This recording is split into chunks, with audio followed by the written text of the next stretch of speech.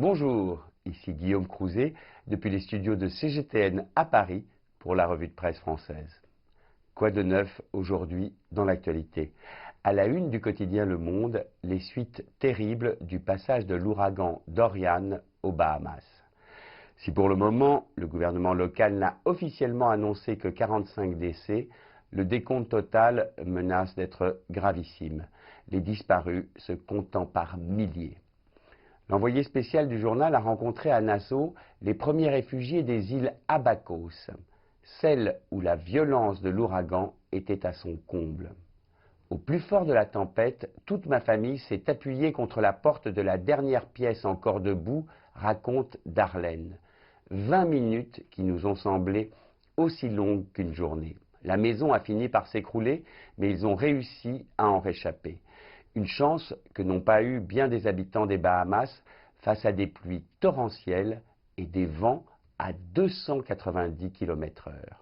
Les images de la catastrophe tournent en boucle sur les chaînes de télévision, mais plus encore dans la tête de ces réfugiés qui ont vécu de près le cauchemar.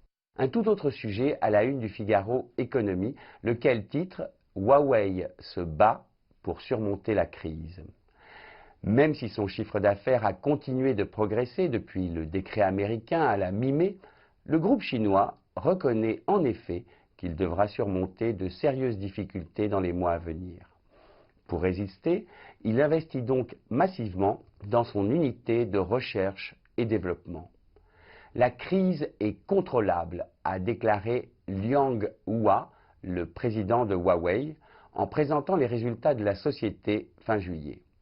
Pour contrer l'impact du décret américain, l'entreprise cherche à acquérir une totale autonomie technologique et compte investir un budget de plus de 17 milliards de dollars en recherche et développement cette année. Toujours dans le Figaro d'aujourd'hui, le portrait d'un sportif méconnu et pourtant dans l'actualité. À 41 ans, Morgan Bourkis participe en effet depuis lundi dernier au championnat du monde de plongée en apnée qui se tient en France sur la Côte d'Azur. Alors qu'il s'agit de sa dernière compétition, cet athlète vient d'être lundi et pour la 3e fois de sa carrière sacré champion du monde. Pour cela, il est descendu sans palme et bien sûr sans bouteille à 91 mètres de profondeur. Un exploit qui pourrait servir d'exemple aux jeunes. Selon le journal Challenge, c'est en effet à cause du manque de sport et bien évidemment d'une mauvaise alimentation que l'obésité ne cesse de progresser chez nous parmi les 5-19 ans.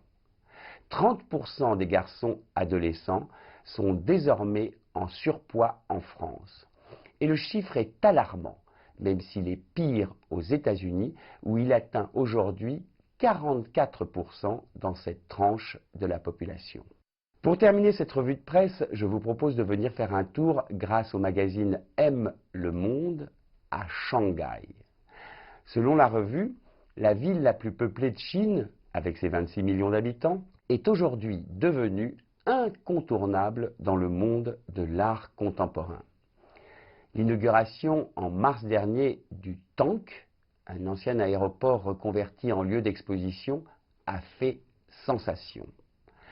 Mais le parc de sculpture de Jing'an, ou bien le SCOP, le Shanghai Center of Photography, ont aussi transformé la ville en une destination culturelle prisée des amateurs d'art.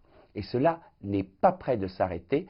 En novembre prochain, le Centre Pompidou de Paris installe ici un gigantesque musée dédié à l'art contemporain. C'était Guillaume Crouzet depuis les studios de CGTN à Paris pour la revue de presse française.